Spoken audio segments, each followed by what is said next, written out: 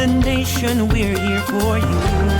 Friendly companion wherever you are. Giving the latest news and playing the best music that you love. More than 100 stations nationwide, broadcasting live. We are the biggest FM radio network. Radio Natin. Your Ranger Radio.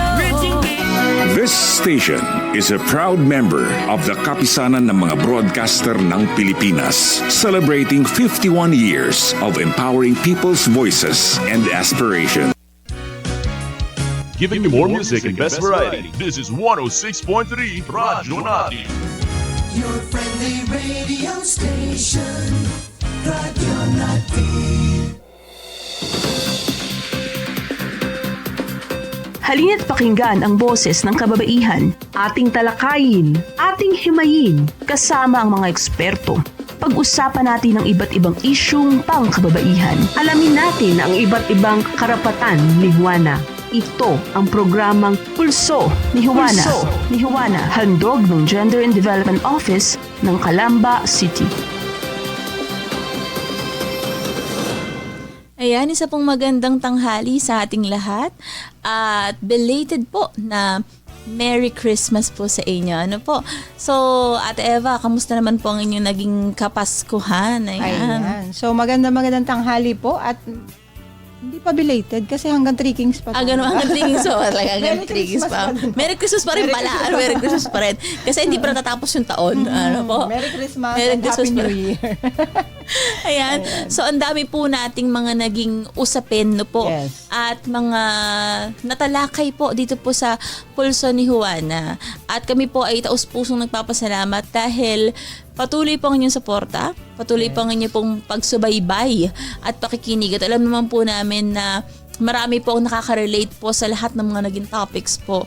At kami po ay natutuwa dahil nagagawa po namin yung aming part para po inform ang bawat isa kung ano po yung mga batas, mga karapatan na dapat malaman ng bawat isa, especially ng mga kababaihan na po, ate. Yes, oo. So maraming salamat po sa lahat po ng mga pagsubaybay, sa lahat po ng inyong pakikicomment, sa ating mga talakayan, pakikilahok ninyo. Ano po, malaking bagay po yun sa amin na kapag meron kayong mga comment na nagsasabi kayo na tama nga po yan. Ito nga po yung naging experience namin. Ganito. Yung parang nakaka-relate sila dun sa mga naging topics natin. At yung mga Vaudesk officers natin na lagi naman talaga lagi namang sumasama sa atin po na mga usapan. Ano po, na andyan din sila. At we hope po na sa patuloy po nating mga programa pa ay kasama rin po namin kayo.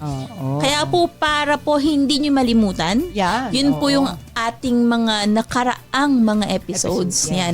Hayaan nyo po na ibigay namin sa inyong muli yung ilang mga bagay na napag-usapan natin sa loob po ng taong 2025. Para next year, 2026, panibagong usapan na naman po tayo. So, ito po ay compilation ng mga videos ng Pulso ni Juana na na-air natin at samahan niyo po kami balik tanawin natin. Yes. Pagbabalik tanaw.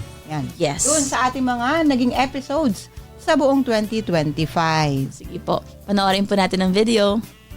Halina't pakinggan ang boses ng kababaihan, ating talakayin, ating himayin, kasama ang mga eksperto. Pag-usapan natin ang iba't ibang isyung pangkababaihan. Alamin natin ang iba't ibang karapatan ni Juana. Ito ang programang Pulso ni Juana. Pulso ni Juana, handog ng Gender and Development Office ng Calamba City. Yan po, so isang magandang tanghali po sa lahat ng ating mga kapwa Calambenya at Calambenyo. So araw na naman po ng Martes at naandito na naman po tayo ngayon sa ating panglingguhang palatuntunan, ang Pulso ni Juana. So ang atin pong tatalakayin po ngayong umaga ay patungkol pa din po sa 18-day campaign to end vow or violence against women. So last week po ay naging napakamakabuluhan po ng ating usapan dahil tayo po ay pinaunlakan ng isa po sa pinagpipitagang CSSD worker na si Ma'am Janet Roa po. Madami po tayong natutunan tungkol po sa mga talakayan natin, patungkol po sa mga programa ng kanilang tanggapan sa vow cases po na inlalapit po sa kanila. So mamaya naman po may panauhin din po tayo na po na kakapanayamin po natin. Kabilang naman po siya sa larangan ng mga mambabatas po sa Calabarzon. Yan. So antabayanan niyo po yan dahil tiyak pong magiging makabuluhan din po ang ating magiging talakayan. Manatili lang po tayo sa ating programa. Ako pong muli ang inyong kapulso, si Naya. Ayan, so isang magandang araw po sa ating mga kababayan. Makabuluhang pag-obserba pa din po ang ating kampanya para sa pagsupil sa karahasan at mawakasan ng pang-aabuso sa mga kababaihan dito po sa ating bansa. Ito po ang programang Pulso ni Juana, ang programang pang-advokasya ng Gender and Development Kalamba, kung saan isinusulong po natin na mapalawak ang kamalayan ng bawat isa patungkol sa karapatan ng bawat tao, pantay na pagkilala sa bawat kakayahan at tuldukan o wakasan ang pang-aabuso. Ayan, so walang mang-aabuso at walang maaabuso, yun po yung nais natin. Ayan, at syempre po, ito po ay sa pangunguna ng ating butihing Mayor Roselier H. Rizal. Kaisa po natin siya sa adhikaing ito. Kaya naman po ang lahat ay hinihikayat din po namin na makiisa sa layunin ng gender and development na talagang magkaroon po tayo ng isang bayang kumikilala sa karapatan ng bawat isa. Ayan, nabubulol na agad. Mamaya po, kagaya ng sinabi ng aking kasama, papakilala po namin sa inyo ang ating panauhin. So, ayan, we are privileged po na meron tayong panauhin na makakasama mamaya. Ayan. So ako naman po, si Eva, ang inyong kapulso. So ngayon pong tanghaling ito, sige, pagpatuloy na po natin yung ating usapan po na may kinalaman pa rin po sa 18-day campaign to end violence against women. So dahil po ito nga po ay every November 25 hanggang December 12 ng bawat taon, ina-observe po natin iyan. Mahalaga po na every year reminded po tayo kung ano po ba yung ipinaglalaban natin, paano po natin ipaglalaban po ito. No po? So ngayon po, punta po tayo sa usapan po ng ahensyang pwedeng makatulong sa ating mga VAW victims. No po? Mga ahensya ng gobyerno na pwede nilang lapitan sa mga nais nilang idulog sa usaping pang VAW. No po? Ayon po sa pcw.gov.ph. Tingnan po natin kung ano po yung Interagency Council on Violence Against Women and Their Children. The Interagency Council on Violence Against Women and Their Children, or IAC-VAUC, was established by virtue of Republic Act 9262 to ensure effective implementation of the law and be the lead coordinator in monitoring body on VAUC initiatives. So ayan po, sila po ang pinaka nag-handle po may kinalaman po sa pagli-lead, pagko-coordinate po, monitoring body po when it comes to VAUC po. Mandate to be the lead coordinator in monitoring body on violence against women and their children initiatives and to ensure the effective implementation of the law para po masiguradong na-implement po talaga yung 9262.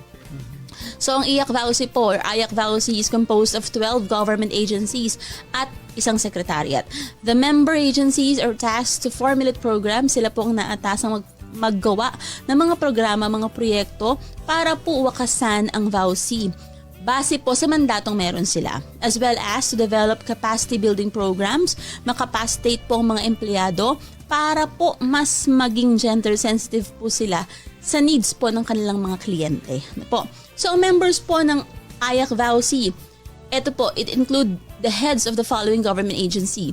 Una po, yung CHR or the Commission on Human Rights, Civil Service Commission or CSC, Council for the Welfare of Children or CWC, Department of Education or DepEd, Department of Interior and Local Government or DILG, Department of Health or DOH, Department of Justice DOJ, Department of Labor and Employment or DOLE, Department of Social Welfare and Development DSWD, National Bureau of Investigation or NBI, the Philippine Commission on Women PCW, and the Philippine National Police or the PNP. Ang DSWD po ang na-designate as the chair with the DILG as its co-chair. So ang PCW naman po serves as the council secretariat po na ang function po ay kasama po dito ang coordination and monitoring po sa implementation po ng mga polisiya at mga guidelines po para po sa council. Ang pinapromulgate po ng council, provision of technical assistance din po, secretariat work at saka records keeping po para po ma-establish, ma-maintain at ma-manage po ang central database ng VAUC po. The Council Secretariat is also responsible for coordinating the formulation and monitoring of the IAC-VAUC Strategic Plan and Advocacy Communications Plan or yung ADVOCOM, as well as the convening regular council meetings po. So pag may meeting, related po na workshops at saka mga technical meetings at iba't iba pa pong mga AYAC VAUSI activities sa national at saka sa local level. So yun po ang trabaho ng Council Secretariat. Ayan. Opo. So ito po, itong sumunod na mga bahagi po ay kinuha natin mula sa ayac.gov.ph. Siyempre po, ayan. So functions of the Council. The AYAC VAUSI adheres to its mandated functions under Rule 9, Section 54 of the Implementing Rules and Regulations or IRR of RA 9262. Ano mga nakapaloob dito? Promotion of the Anti-VAUSI Act, capacity building of stakeholders, Yes. development of comprehensive programs for victim survivors, networking with other stakeholders, and monitoring of the implementation of the Act, and research integrated approaches to eliminate VAUSI. Ayan. So, yun po yung kanilang mga functions, no? So, makikita po natin, no? Medyo madami-dami din Yeah. ang kanilang mga functions. Kaya, medyo nakakahilo din po ito. Ayan. So, ang council chair and co-chair naman, the AYAC VAUSI chairperson performs the following roles, responsibilities, and functions. Lead the coordination and monitoring of anti-VAUSI efforts and initiatives of the council. Ito po, yung pagmumonitor at saka reporting, kasama na rin po yun. Kasabay ng implementation ng RA 9262, di ba? So, ngayon pong 18-day campaign, isa po yan sa ating mga dinidiscuss sa ating mga barangay seminars, yung RA The basics 9262 po. Ayan, basics lang po yan. Pero mamaya po meron po tayong expert para dyan. Ayan. So, direct the formulation of policies, resolutions, and memorandum circulars of the AYAC VAUSI, including the National Strategic Plan and the Advocacy and Communication Plan of the AYAC VAUSI.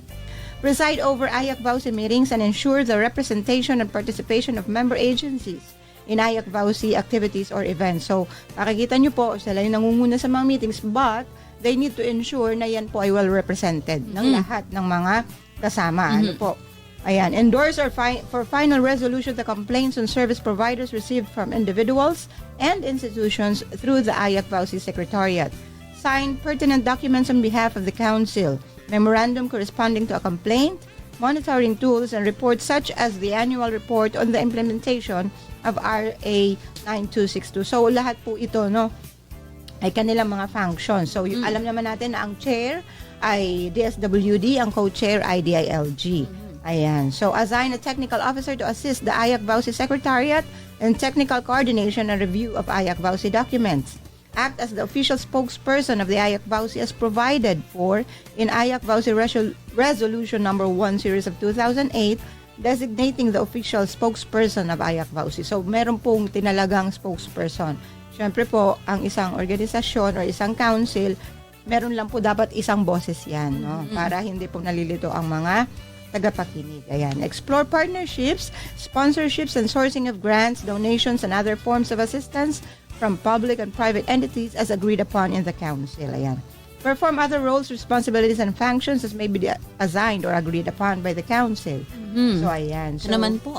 Para naman po sa, yun po nabanggit ni Ate Eva, yun po yung sa council chair and co-chair. Para Yes naman po. po sa AYAC VAUSI Secretariat, ano po ang kanilang mga task na po na dapat nilang i-perform? Una po, mag-coordinate, mag-monitor po. Siyempre, under po yan ng council, sa directive po ng council, the implementation of the policies and guidelines promulgated by the council. Assist po sa pag-establish, pag-maintain, pag-manage po ng central database ng VAUSI kung kinakailangan po. Provide technical, secretariat, and records keeping and other services para sa council to the council, and perform such other functions na pwedeng sabihin ng council na gawin po niya. In line with the implementation of the current AYAC VAUSI National Strategic Plan, the Council Secretariat po is expected to perform the following roles, responsibilities, and functions. Ano pa po yung iba sa kanyang functions? Prepare draft resolutions, memoranda, and circulars para po reviewin at i-approve ng Council. Coordinate po yung preparation ng National Strategic Plan and or succeeding strategic plans ng AYAC VAUSI. I-coordinate din po na preparation po ng 3-year Integrated Advocacy and Communications or the ADVOCOM plan on VAUSI. Mag-assist sa pagkakonduct po ng capacity building or awareness raising programs on VAU at pati na rin ng GST. Po. Prepare meeting kits for council meetings. mag-assist in the development and conduct of the Council's research agenda, mag-assist din po sa development and packaging of knowledge products ng VAU, i-ensure na ang AYAC VAUSI website po at social media accounts ng Council po ay na-update at na-maintain in coordination po with the member agencies. Mag-assist din po sa monitoring ng anti-VAUSI efforts, mag-gather ng updates ng status reports sa pag-i-implement po sa National Strategic Plan, including updated VAU statistics from member agencies and other stakeholders to aid in monitoring and evaluation of RA 9262 para po sa monitoring and evaluation din po ito.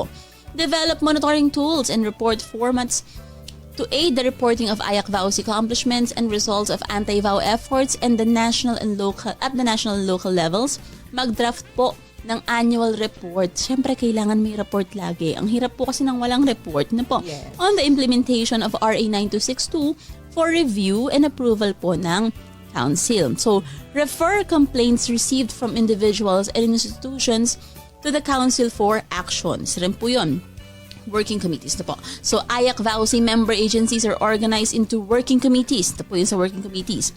To aid the effect and efficient implementation of council activities and other anti-VAUSI efforts. Ang committee chairpersons and co-chairpersons are assigned to facilitate their meetings. Ano po ang general functions na po? Draw up a committee work plan to support the implementation of the National Strategic Action Plan. Teka lang po, hinihingal ako yan. Set regular meetings. In preparation for council meetings po, mag-implement ng system para sa communication and coordination po with other member agencies. Mag-implement din po and mag-monitor po ng committee work plans. Mag-perform ng iba't iba pang mga roles na itatask po sa kanila ng assign o ng council po. So, yun po yung sa committee, working committees po yan. Okay. Next naman po, para sa ating Committee on Primary Prevention. Ayan. So, task to develop, implement, and update the Council's Integrated Advocacy and Communications or ADVOCOM plan in partnership with media organizations, schools, universities, men and boys organizations, labor unions, faith-based organizations, and other relevant stakeholders. So, nakita niyo po kanina, yung natin, yung binanggit po ni Ma'am Naya kanina, yun po yung ating secretariat. So, ang PCW po ang kumakatawan. Ano po? Kaya po, di ba, doon natin nakikita yung mga advocacy programs, mga campaigns, ayan po, sila po yung gumagawa. Ngayon, meron silang tinalagang Committee for Primary Prevention at ito po yung mga ahensyang yon, Department of Education or DepEd, Department of the Interior and Local Government or DILG, Department of Labor and Employment or DOLE, Council for the Welfare of Women or CWC, Philippine Commission on Women, PCW, isa rin po siya doon, and Civil Service Commission. Kasi syempre, ito po yung mga ahensya na merong mga hinahawakan tao, no? May mga under silang mga stakeholders. Stakeholders ba yun? Pwedeng stakeholders po, pwedeng mismong mga employees. So, Committee on Response System na. Sige. Committee on Response System po.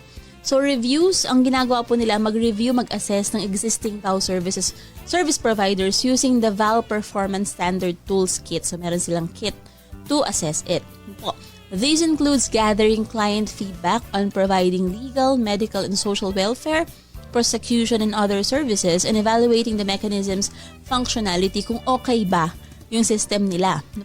The committee also monitors the progress of the Council's research agenda as specified in the National Strategic Action Plan. It assists the Council in designing gender-sensitive training programs to improve the investigative capability of law enforcement agents and legal service providers in handling VAUSI cases. Kailangan talaga laging naka-integrate yung pagiging gender-sensitive sa lahat ng kanilang gagawin. Kasi napaka-delicate po kasi ng alam niyo po, yung mga cases talaga na hinaharap. So, ang members po nito, DSWD, ang PNP, ang NBI or the National Bureau of Investigation, ang DOH, ang DOJ or the Department of Justice, and syempre po ang DILG. Yan. Ayan po. So last week po, itinalakay po natin ang kahalagahan ng culture and arts, yung inclusion po nito. So ngayon naman po, dahil pasok na po tayo sa buwan ng Nobyembre. At ang buwan ng Nobyembre ay hindi lamang po madilim na madilim dahil sa ulan. Ito rin po ay kulay kahel. Ah. meron din siyang bahid ng kulay kahel dahil ang buwan pong ito ay parte po ng mga araw na ino-observe po natin para sa ating paglaban or pagsupil sa karahasan laban sa mga kababaihan. Kaya po ngayon, pasisimulan po natin ang tungkol po sa pag-uusap natin or diskusyon sa 18-day campaign to end violence against women, sama na po ang children nila. Yan. So tingnan po natin. Violence against women and girls remains one of the most pervasive and deeply entrenched human rights violation globally. Ito raw po yung nananatili po na talaga naman pong naandyan pa rin. Laging naandyan po when it comes to human rights violation. Sa buong mundo po yan. It is a manifestation of systemic gender inequality. Ito raw po ay dahil sa bunga ito ng hindi pantay na pagtingin sa mga gender. Ayan. Reinforced by harmful social norms. Ito po yung akala natin normal ay hindi naman pala. Kaya lang nagiging normal na kasi lagi-lagi natin na-encounter or nakikita or naririnig na sasabi. Ito rin po ay reinforced by discrimination and imbalanced power dynamics that continues to place women and girls at risk. So dahil daw po sa hindi pantay na pagtingin sa babae at sa lalaki, dahil din po sa imbalance or hindi pagkakaroon ng pantay na hindi pagkakaroon ng pagkakapantay-pantay when it comes to power or authority. Ayan, nagkakaroon po at dahil din po sa diskriminasyon, nagkakaroon nga po ng ganito, ng vow. Ayan. Globally, nearly 1 in 3, isa po sa 3 babae, and approximately 736 million women aged 15 pataas po have experienced physical and or sexual violence in their lifetime. So sila po ay naka-experience po ng physical o kaya naman sexual na pang-aabuso sa kanilang buhay. Often at the hands of an intimate partner. At malimit po ang gumagawa po nito ay yung kanilang kapartner sa buhay. Kasal man po yan or hindi, intimate partner po yan. Alarmingly, more than 640 million women, tingnan po natin, Grabe, 640 million, yes, more than pa po, have endured intimate violence. Sila po yung nagtiis. No? Dahil sa pinagtiisan po nila yung ginagawa sa kanilang intimate violence. The effects are far-reaching, leading to profound and lasting impacts on women's mental, physical and reproductive health. So marami na pong epekto yan. Epekto sa pag-iisip, sa physical na pangangatawan, at kahit po sa kanilang reproductive health ng mga kababaihan. Noon lamang pong 2023, nagkaroon po tayo ng estimated na 51,100 women and girls na pinatay or napatay dahil sa intimate partners or sa family members nila. Diba po? Averaging 140 deaths per day. So 140 daw po ang namamatay dahil dito. A tragic indicator of the urgency for systemic and sustained action. Talagang indikasyon po ito na kailangan na nating umaksyon dahil po sa ganitong mga pangyayari. In the Philippines alone, while progress has been made in advancing gender equality, violence against women remains a serious and ongoing concern. So kahit na po may ginagawa po tayo, meron pa rin pong pagbabadya pag ang pinag-uusapan nga po ay ito nga pong violence against women. According to the 2022 National Demographic and Health Survey or NDHS, 18% of ever married women aged 15 to 49 have experienced physical, sexual, or emotional violence from a partner. So yan. This equates to about 4.8 million na po Filipinas. 4.8 million Filipinas po, each representing a voice that must not be silenced. These troubling statistics continue to emerge even as the Philippines is recognized as the most gender equal country in Asia by the World Economic Forum's Global Gender Gap Report. So kahit na po tayo po ay isa sa mga talaga namang nare-recognize dahil yung pong gender equality natin ay evident na. Yes. Meron pa rin po na ganitong mga cases ng vow. Po, nung simula po 2003, ang Pilipinas po ay patuloy po nakaangkla or patuloy na sumusuporta po sa Global 16 Days of Activism Against Gender-Based Violence, which was institutionalized nationally through Republic Act number 10398. So galing po ito international, inadapt po natin sa pamamagitan po ng RA 10398. In 2006, the country extended its annual observance to 18 days. Ginawa natin 18 days yung 16. From November 25, yun po yung International Day for the Elimination of Violence Against Women, hanggang December 12 po, which is the International Day Against Trafficking and the signing anniversary of the UN Protocol to Prevent, Suppress, and Punish Trafficking in Persons through Proclamation number 1172. So ito po yung mga basihan ng mga mandato kung bakit po nagkakaroon tayo ngayon taon-taon ng 18-day campaign to end violence against women. So the 18-day campaign to end violence or to end VOW has evolved into a nationwide unifying platform for advocacy. So ito po ay buong bansa ang nakikiisa na po para po i-advocate po, magkaroon ng policy advancement po, and magkaroon ng community engagement. Ibig sabihin po, isama ang komunidad sa pagsugpo sa karahasan laban sa mga babae at mga batang babae. For 2025, ang campaign po na ito ay, ito na po, meron tayong ganitong highlight po, the need for a whole-of-nation approach. Ano nga ba ang tawag sa ganito? Nalalamutan ko, no? Whole-nation approach na parang meron po yung pinaikli. Yan.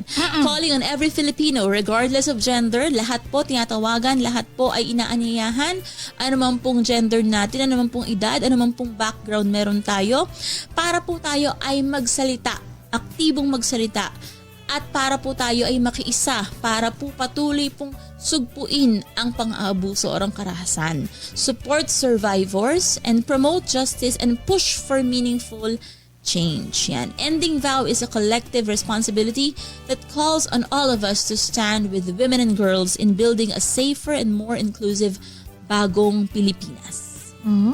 Ayun. Napakaganda ng sinabi mo, Ate Naya. So ngayon po, meron tayong campaign. Di ba po, yearly? Meron tayong kampanya. Dami ko sinabi lang yung sinabi mo. Ayun po, magandang umaga po sa lahat. It's nice to be back. Welcome back. So ayun po, yung kampanya po, meron po yung focus at saka objectives. Para po mapalalim po natin yung ating commitment. Siyempre, kailangan po yung committed tayo. Yes. Pagdating po sa pagwawakas, mawakasan na ang karahasan laban sa mga kababaihan at makapag-provide po tayo ng safe para po sa future ng mga babae at mga batang babae dito sa Pilipinas, ang Philippine Commission on Women po together po ng Interagency Council on Violence Against Women and Their Children o yung AYAC, VAUC, they call po on every one and one mapapabae man o lalaki to stand in solidarity through the annual 18-day campaign to end VOW. Di ba? Ang saya, Ate Naya. Bakit ako napaupo dito? Sinimulan kasi ni Ate Eva eh. Ano ba to, Ate Eva? So, kagaya nga po na nasabi kanina ni Ate Naya, yung ating theme from 2022 to 2027 na kung saan United for a VOW-Free Philippines. Etong kampanya po ito ay na-highlight po nito yung pagkakaroon ng transformative power of collective and coordinated actions para po ma-address po natin yung emerging issues nga po pertaining po sa violence. Opo, so align with the Unite by 2030 to end violence against women, yung global initiative po ng United Nations Women, ang kampanya po ito ay nare-reinforce na ang mensahe ay kailangan po mag-require ng lasting change para magkaroon po ng united effort across all sectors of society. So, ibig sabihin lahat. Oo. Dapat supported natin ng isa't isa. Yes po. So, ngayon po, kaugnay po ng ating pinag-uusapan na GEDC, titingnan naman po natin yung mismong term na gender equality. So, tingnan po natin ano po ba ang benefits ng gender equality. Okay. Sabi dito, the benefits of gender equality are not just for women and girls, but for everyone whose lives will be changed by a fairer world. So, ang gender equality raw po ay hindi lang para sa mga batang babae at sa mga babae. Ito po ay para sa lahat na magbabago ang buhay dahil po sa isang mas patas at maayos po na mundo or daigdig. Wow. Okay.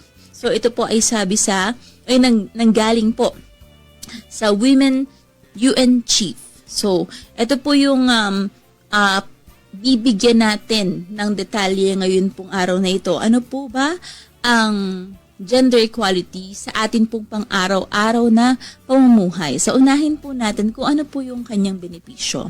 Okay. So, tingnan po muna natin yung SGD, yung goals po. Sabi dito, gender equality, SDG goals, sorry po. Gender equality is not only a fundamental human right, but a necessary foundation for a peaceful, prosperous, and sustainable world. There has been progress over the last decades, but the world is not on track to achieve gender equality by 2030. So, meron daw pong pagbabagong positibo when it comes to gender equality. Kaya lang, nakikita po dito na hindi pa rin po natin, wala pa po tayo sa track or wala pa po tayo sa tamang direksyon upang ma-achieve daw po ang gender equality by the year 2030. So, malayo-layo pa po ang atin pong tatakbuhin. Kaya kailangan po nating magpatuloy pa. Okay. Yun po yun. Ayan. So, ang atin nga pong tatalakayin ay tungkol sa gender equality. Ano po, para maintindihan natin. Mga benepisyo nito na makakatulong sa atin. Pero bago po natin talakayin yung benepisyo, alamin po muna natin bakit nga ba natin ipinamamanhik, no? Or isinisigaw ng karamihan yung tungkol sa gender equality. Okay, so ayon po sa www.unicef.org /gender equality, yung gender disparities often start small, syempre. In early childhood, girls and boys are just as likely to receive life-saving immunizations and to participate in preschool. And as they grow, girls are equally or slightly more developmentally on track than boys. Yan, sabi niya doon. But adolescence brings significant change. The onset of puberty can expose girls to discriminatory practices that result in severe physical and mental harm. At alam naman po natin yon, no? Yes. Kapag bata pa, hindi pa masyadong halata. Ano po? At saka hindi pa nila masyadong pansin. Ramdam, yes, hindi pa nila masyadong ramdam. So, compared to boys, their age, adolescent girls face higher burdens of domestic work, disproportionate risks of child marriage, and greater threats of gender-based violence. Opo. Ayan. Totoo naman, di ba, sa mga, when you compare batang lalaki, hindi ba lang bata, adult, mga kabataan, kabataang babae at kabataang lalaki, mas prone po sa gender-based violence, malimit ang babae. Yes, oo. Ganun talaga. Nakikita natin siguro, given na rin sa environment nga po kasi, environmental factors, yung pagpapalaki ng pamilya, ng magulang. Yes. Yan po yung mga ilan sa mga dahilan kung bakit talagang mas makikita natin na biased when it comes to biased po sa mga kababaihan, negatively biased po. Yes. Sa mga kababaihan, yung equality. Kumbaga, hindi po nakikita na pantay ang pagtingin sa kanila. Kasi mas nadi-discriminate o kaya naman po ay mas nababiolate po sila. Oo. At lalo na, yung sinasabi din dito na yung kapag yung mga kabataang kababaihan daw ay mas lumalaki na, no, mas sila yung humaharap sa higher burdens of domestic work. Yes. No, sa tahanan. When it comes to po sa bahay. Oo, sa bahay nila. Kasi yun ang sinasabi na laging, ang babae nga po ay pambahay, so dapat alam mo mga gawaing bahay. Kaya ang nangyayari, nale-left out naman yung mga kalalakihan, wala po silang masyadong alam sa gawaing bahay. No po, yun ang nangyayari. Kaya mas... Naalala ko lang, Ma'am, nung aming mga kabataan, kasi naiwan kami sa bahay ng lola ko, no? So, magkapatid kami nandun. Ang naaalala ko, ako yung talagang pambahay. Ako yung... Kasi noon, iniigib pa namin yung tubig eh. Iigibin ko pa yung tubig, tapos maghuhugas ako, tapos ako magluluto. Yun, mga ganon. Yung parang, kapag lalaki ka kasi, mas, ang kuya ko naman no, nagtatrabaho na siya. Apo, outside work. Outside work siya. Pero pag babae talaga, nasa bahay. Domestic work talaga siya. Domestic work ang nangyayari talaga. Yes, tama po. Grabe, no? Parang, so ganito po ang sinasabi ng UNICEF no, ayon sa kanilang pag-aaral. So sabi pa dito, they also face more severe consequences when cut off from critical care. No? Complications from pregnancy remain a leading cause of death and disability for adolescent girls in the least developed countries. So, Malimit naman, syempre po, talagang ang nanganganak naman ay babae. Alam nga namang manganak ay lalaki. Sex role natin yun eh. Opo, sex role. Again po, review tayo. Ano po, kapag sex role, ito po yung mga gampanin dahil po sa, yun pong ating kasarian. At kapag gender role, iba na po yun. Yun na po yung na-assign sa atin ng ating society kasi yun po yung alam natin na pambabae daw or panglalaki daw. Yun po yun. Sabi So, lang yun. sabi lang po yun. Okay. Pero ang sex role po hindi talaga nagbabago. Babae po talaga ang nagbubuntis. Kaya po yung pong danger ng pagbubuntis, dala-dala po ng babae yon habang siya po ay nabubuhay. Kasi syempre, siya po ay yung merong kakayanan at may pagkakataong magbuntis at manganak. at yun po yung, kaya po tayo sa gender and development, di ba ma'am? Kaya po natin yun ibinibigay as training para magkaroon ng awareness yung mga lalaki. Ano ba yung pinagdadaanan ng babae sa Yes. kanyang pagbubuntis? Yes po. Opo.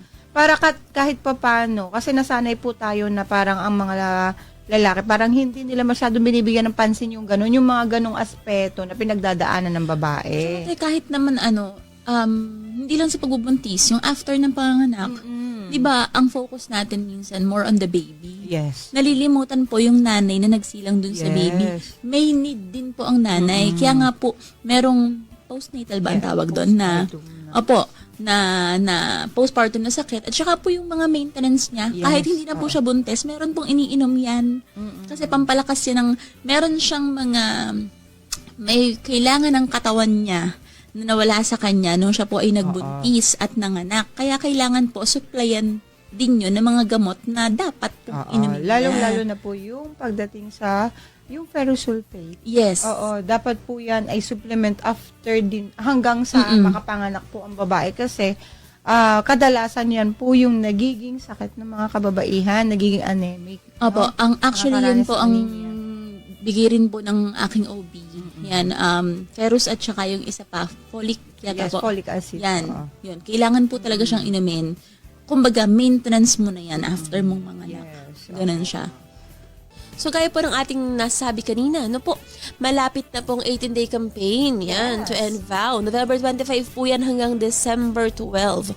Ito po yung ating observance. Kaya upang mas makita po natin ang kahalagahan ng paggunita sa buong ito, ay may makakapanayan po tayong mga vow desk officers ngayong araw. Tatalakayin po natin ang functions ng vow desk officers ngayon. So, tingnan po muna natin na po, batay po sa Magna Carta of Women, ang pinaka-Biblia ng God. Opo. Ito po yung, nandito po yung karapatan ng mga babae. Ano po? Republic Act 9710 is a comprehensive women's human rights law that seeks to eliminate discrimination against women by recognizing, protecting, fulfilling, and promoting the rights of Filipino women, especially those in the marginalized sectors. Section 12D, Rule 4 of the Rules and Regulations implementing the Magna Carta of Women provides for the establishment of a vow desk in every barangay. Yan. To ensure that violence against women cases are fully addressed in a gender-responsive manner. So, naandyan po ang ating mga vow officers dahil sabi dito, dapat po ma-address or masolusyonan po ang mga kaso na mayroon pong gender responsiveness. Yes, Diba? tama ka dyan, Atinaya. Ayun. So, ayon pa din po sa amended ng DILG Memorandum Circular number 2017-114, guidelines po ito when it comes po sa monitoring the functionality of violence against women desk in every barangay. So, meron talagang guidelines. Oh, yeah. Oo, may pinagbatayan. Kaya naandito po ang ating mga vow desk officers ngayon. So, in pursuance po of the above-mentioned state policy, yung Republic Act number 9710, yung nabanggit po kanina ni Atinaya na kung saan sinasabi nga po natin na Biblia ng God, otherwise known as the Magna Carta of Women, was enacted into law on August 14, 2009. So, among po ng provision na ito ay yung pag-i-establish po ng Violence Against Women Desk as specified under Section 9D of the law and Section 12, Rule 4 of its implementing rules and regulations. So, to implement the aforementioned provision, ang department daw po ng DILG Department of the Interior and Local Government, kasama na po ang DSWD, pati na rin po yung DOH at saka ang DepEd, and then the Philippine Commission on Women issued a joint memorandum circular number 2010-2 dated December 9, 2010 entitled Guidelines in the Establishment of a Violence Against Women Desk in Every Barangay. So kailangan sa kada barangay ay may VAU desk officers. Yes. Naka-establish. So this JMC provides for the guidelines and procedures in the establishment. So may mga procedures bago ma-establish po yung VAU desk na po sa kada barangay. Nang sa gayon po ay ma-ensure po natin na lahat ng forms ng violence na pag-uusapan po natin maya-maya against women, cases are fully addressed in a gender-responsive manner. Ayun. So yan nga po, kaya po ang duties and responsibilities po ng ating mga VAU desk officers ay hindi trip-trip lang. Totoo naman yan. Akala po ng iba na andyan lang, ay iyaan mo na andyan naman. Hindi po yan. Meron po yung mandato. No po? Tama. So yan po, mandato po ito ng batas para sa agarang pagtugon sa mga reklamo ng pang-abuso sa mga kababaihan. Ano po? Kaya naman po, hindi rin po ito pwedeng baliwalain ng mga nasa komunidad. So nakasaad po sa batas na ito ang kanilang mandato, tungkulin at kung saan dapat ito nakalagay sa barangay. Sabi dito, 4.2, Barangay Violence Against Women or VAU Desk. Po, a facility that addresses VAU cases in a gender-responsive manner managed by a person designated by the punong barangay. It is situated within the premises of the barangay hall, nasa loob ng barangay hall. In the absence of a barangay hall, the VAU desk shall be established within the premises where the punong barangay holds office. So kung walang barangay hall, dapat daw po sa opisina kung saan naandun po ang punong barangay. Okay. Ano nga ba ang duties and responsibilities or functions ng mga VAU desk officers natin? So meron po silang mga handbooks kung saan nakalagay po ang kanilang mga duties. Ang ayon po sa PCW, in order to raise the knowledge and capacity of the barangays and their designated officials and staff on the nuances and processes of the law, as well as the detailed steps on the establishment and operationalization of their respective VAU desk, the Barangay VAU Desk Handbook was developed. So nagkaroon po sila ng handbook para mas maayos po, mas detalyado ang kung ano ang dapat na gawin. Ano po? The protocols and procedures in this handbook are based on existing anti-VAU laws. So yung lahat po ng meron sa handbook na ito ay nakabase po sa mga batas tulad ng RA number 9262 or the Anti-Violence Against Women and Their Children Act, RA number 9710 o yun nga pong Magna Carta of Women, as well as other applicable international laws and policies. So the handbook adopts the VAU performance and assessment tools for services addressing to ensure compliance with the highest standards of practice and procedure. Ensure highest standards of practice and procedure na andun talaga. Kailangan talaga. Kailangan talaga. Kaya nga po, sabi natin sa umpisa, hindi ito trip-trip lang. Alam po yan ng ating mga VAU desk officers. Na po, alam po nila na seryosong-seryoso ang kanilang trabaho. Ano po? So, tingnan po natin ang functions of the barangay. So, ang ating pong ginagawa ngayon, iniisa-isa po muna natin yung nakalagay kung ano po yung functions. At maya, makikita niyo po by experience kung ano talaga ang nangyayari sa ating mga VAU desk officers kasi meron po tayong representative ngayong araw. So, tingnan po muna natin. Functions of the Barangay VAU Desk. Sabi dito, assist VAU victims in securing Barangay Protection Order or the BPO and assessing necessary services. Okay. Pangalawa, respond to gender-based violence cases brought to the barangay. Siyempre, sila dapat na mag-respond doon. Unang-una, yes. Next, record the number of gender-based violence cases handled by the barangay and submit a quarterly report on all VAU cases to the DILG City or Municipal Field Office and the City or Municipal Social Welfare Development Office or the C or MCWD o sa atin po ay CSSD. Yes. Keep VAU case records confidential and secured and ensure that only authorized personnel can access it. So may confidentiality po ang mga cases at alam po yan ng ating mga VAU officers po, VAU desks po. Develop the barangay's gender-responsive plan in addressing gender-based violence, including support services, capacity building, and referral system. So kailangan po sila din po ang mag-develop po or tumingin po kung paano po magkakaroon ng maayos na pag-address or pag-solusyon sa mga gender-based violence. Pwede pong makita po nila kung kailangan ng support services ba, kailangan ng capacity building, kailangan ba ng mas maayos na referral system. Ang ating po mga barangay VAU desk officers po ang nakakaalam kung ano yung dapat sa kanilang barangay. Okay. Coordinate with and refer cases to government agencies, non-government organizations or NGOs, institutions, and other service providers as necessary. Sila din po nakikipag-coordinate sa mga tao sa labas. Pag may kinalaman po sa mga kaso, non-government po man yan or government agencies man yan. Tama. Address other forms of abuse committed against women, especially senior citizens, women with disabilities, and other marginalized groups. No po. So, ang dami naman talaga ng function ng atin pong VAU desk officers. Hindi talaga po biro at alam ko po na nakikinig po at nanonood po sa atin ng maraming mga VAU desk officers na yan. Ano po? At talagang alam po nating siniseryoso at talagang alam nila kung gaano kaseryoso ang kanila po mga tungkulin. Ano po? Lead advocacies on the elimination of VAU in the community and perform other related functions as may be assigned. Ano po? So talagang nakita natin yung lawak ng kanilang pwedeng trabahuhin. Kasi may nakalagay pa nga dito, as may be assigned. Ano kaya as may be assigned? Ano po? So, bukod sa trabahong nakaatang, meron pang mga extra. Ano po?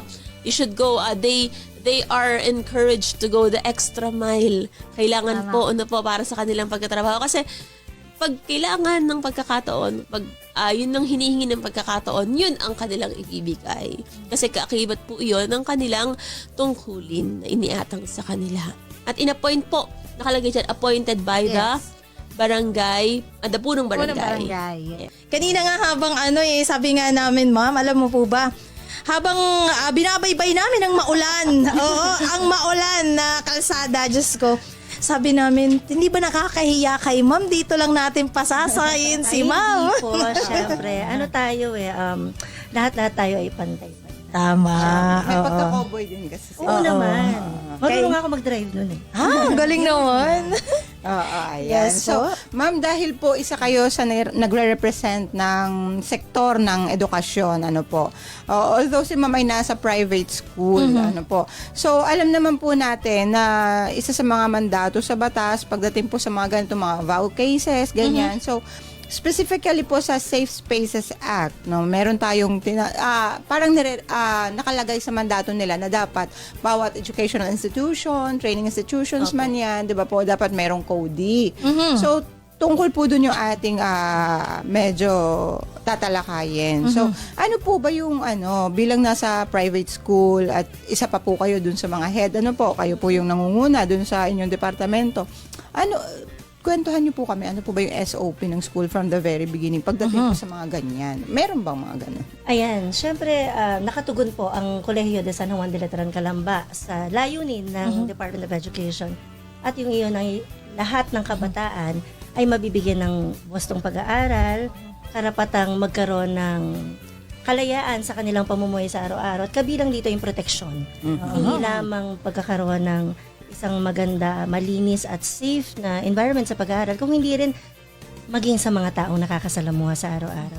May guiding principle tayo sa DepEd. Alam naman natin po yan. Sa Letran din, kagaya sa DepEd, may guiding principle kung saan we have zero tolerance when it comes to violence against women and children.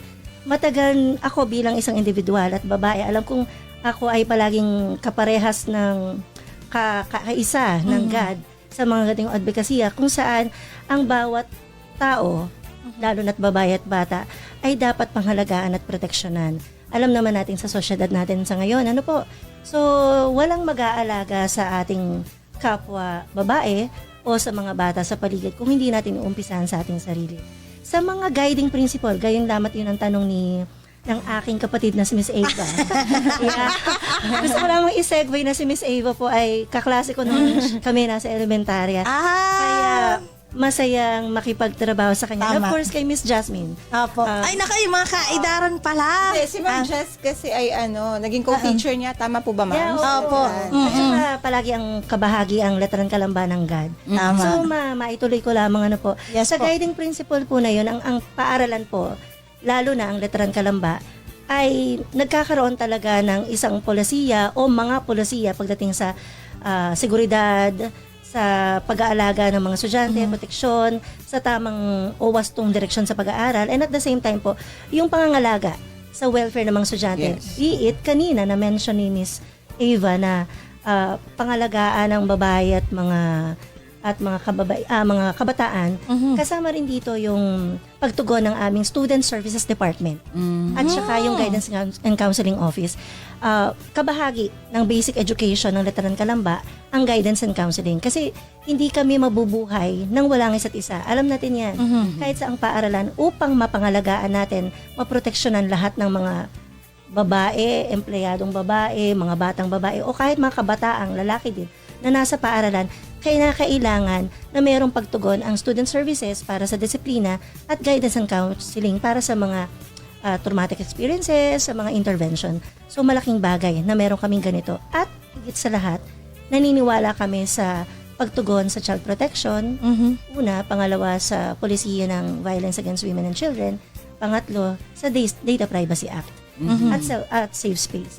Ito yung mga bagay na hindi dapat mawawala sa paaralan. Kasi Tama. ito yung napakahalagang ingredient kung bakit masasabi natin na ang heart ng education ay hindi lang mang nasa mga guro, kung hindi nasa learning environment. Ay, ang ganda ng sinabi ni Ma'am.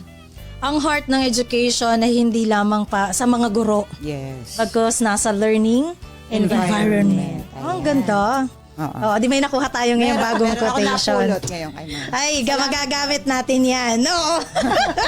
Ayan. So, ayun, tama ka dyan, ma'am. Napakaganda po ng sinabi mo. Unang-una pa lang, siksik na po agad kami. Oo, sa kaalaman dahil po sa mga naibahagi po ninyo. Pero ma'am, part po ba kayo, ma'am, ng komite or ng department na kung saan yun po yung nag-handle ng VAU cases po sa inyong eskwelahan?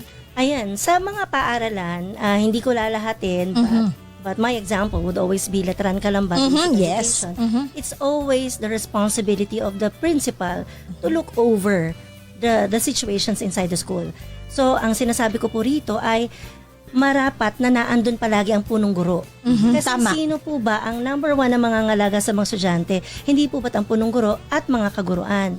Yes. Hindi ko sinasabing ang mga punong guro ay magaling o mahusay.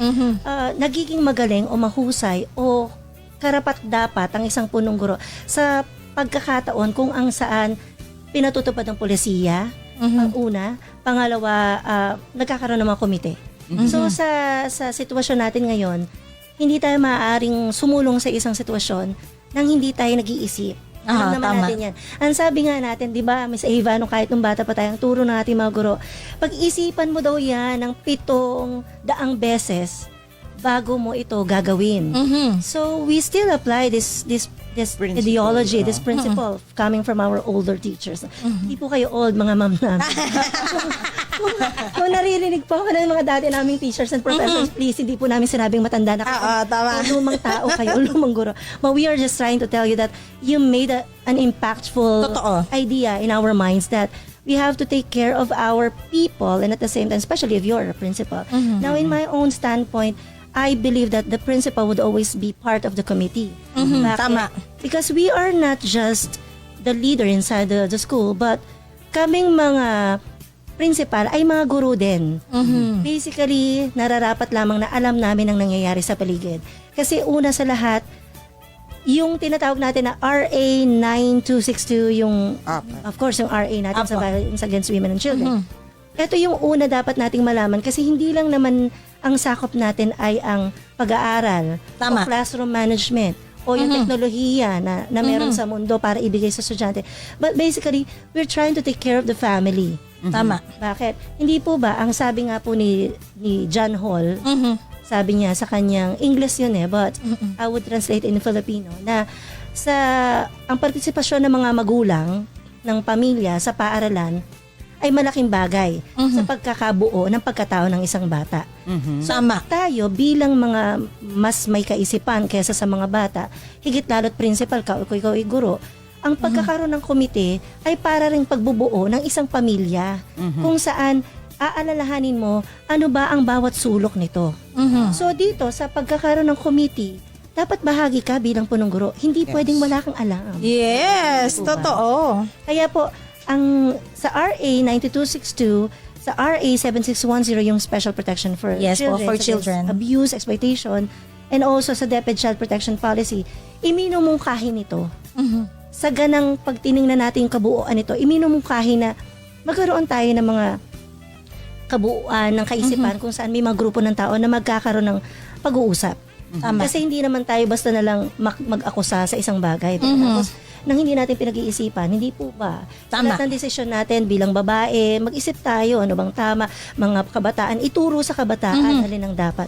Kasi alam mo, the only reason why I got to get in this idea, bakit ako nag-okay kay Miss Ava, it's because bilang individual, bilang isang babae, kagaya ko na may anak na 3, ano po, na 2 dalaga. Parang hindi naman halata, ma'am. Oh my God. Maraming salamat. Parang isa pa lang. dahil sa perla. Charot lang. No, but I'm trying to say is, bilang isang nanay, bilang isang babae, bilang isang bahagi ng sosyedad, napakahalaga na tayo ang mangunguna sa mga itong bagay. Kasi ang kabataan hindi magsasalita yan. Hanggat hindi mo sila nabibigyan ng direksyon sa kaisipan kung paano nila sasabihin. Kaya napakahusay ng aming Guidance and Counseling Office at saka yung Student Services Department. Bakit? Dahil kapag hindi tumugon ang bawat isang sektor, mahirap para alamin kung anong punot dulo. Iba nga pag may problema, lalo violence, nagsasabi ba ang mga bata right away? No. Lalong higit magsasabi, hindi magsasabi ang mga katulad nating kababaihan. Una sa lahat, nakakahiya. Pero mararamdaman niya na nasa paligid niya. Yes, oo. Hindi niya man, kahit hindi niya man po sabihin, may makakaramdam at makakaramdam sa circle. Alam niyo yung kita na ng paligid, pero bilang ikaw isang babae, dahil una, halimbawa, ang senaryo mo ay asawa ka. Tama. Hindi ka magsasalita. Kasi Yes. you're protecting your husband.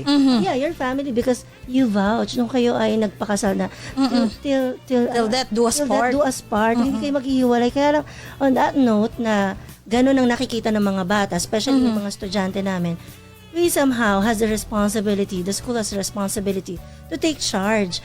Tulungan natin ang mga bata natin na i-connect yung nangyayari sa prinsipyo ng magsalita ka, proteksyonan mo yung iyong proteksyon bilang babae at bilang isang kabataan, and at the same time, tumugon tayo kasi meron namang mga batas ang gobyerno. Tama.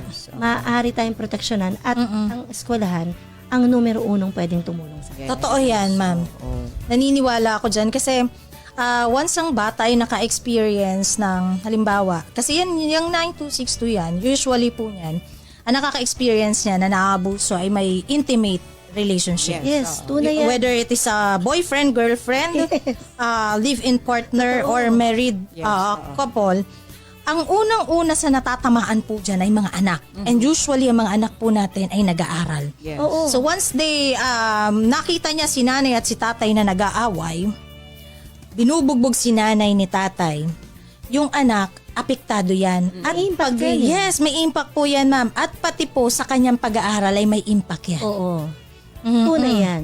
Yes. Kasi maaaring ako, hindi ko ilalayo ang aking sarili sapagkat syempre, kahit tayo ay sabihin nating professional, may kanya-kanya tayong mga daloy sa buhay, hindi po ba? Tama. So hindi ko inilalayo ang sarili ko sa dapat, hindi ko sasabing dapat, pero mainam. Yun ang tamang salita. Mainam na naibabahagi sa mga kabataan. Ano ba ang nararapat nating maramdaman at isa pa, paano tayo hihingi ng tulong? Yes. Kasi yung tulong na yan crucial yan eh. Oo. Pag hindi ka humingi ng tulong, alam mo yun, parang buong buhay mo dadalhin yan. Kaya ako, ang lagi kong daloy pagdating sa ganyang bagay, huwag matakot. Huwag panghinaan ng loob. Kung ikaw ay isang ina na nakakaranas ng pagkaabuso, kasi exploitasyon, yung anak mo, sa kahit sa bahay o sa eskwelahan o kung saan mang bahagi ng lugar sa lugar nyo, sa sosyedad baga, ay matutong magsalita. Tama. Yun ang unang-unang ituro. Maisip ko lang, no, kapag ka ang mga bata, kapag mahihiya at may takot, isipin na lang natin na lahat ng bata may takot. O di maraming mga mapang-abuso. Yes. Isipin na lang natin lahat ng mga lalaki may takot. Eh di mas maraming mapang-abuso. Yes. Eh kung tayong mga kababaihan, it's something about like, for us adults, it's educating ourselves about what's gonna happen and what support can we get. Para naman doon sa kabataan, hindi nila hihingin yon. Tayo ang kusang magbibigay ng tulong sa kanila. So sa mga schools, I do believe that the principal must be able to advocate more of how can we teach our students to speak up, Tama. to be able to be vigilant with what's happening around them, and at the same time, yung mga teachers, I know, shout out sa mga teachers ng Letran Calamba Basic Education. Kasi itong mga to, magaling ang pagkakaturo nila sa mga estudyante. Regardless kung anong nakatugon sa kanilang mga syllabus na tinatawag, dinadagdagan nila ito ng ayon sa batas. Kasi kung hindi nila ituturo sa mga mag-aaral, paano na ang future ng mga bata? So that's the reason why ipinapasok sila sa school, to be educated from the things that they have to know, para may knowledge. Pangalawa, para have the idea how to fight back. And Tama. at the same time, how to protect themselves and the next generation. Yes. Diba? Sa ibang kultura nga, ipinapasa ang isang bagay sa pamamagitan ng henerasyon sa henerasyon. So bakit hindi natin gawin yung turuan ng henerasyon ngayon na proteksyonan ng sarili para pagdating ng panahon, ay magpo-protect sa kanila. So number 1, committee, magkaroon tayo ng committee sa kahit anong sektor para walang naiiwang bata at lahat ng bata ay protektado.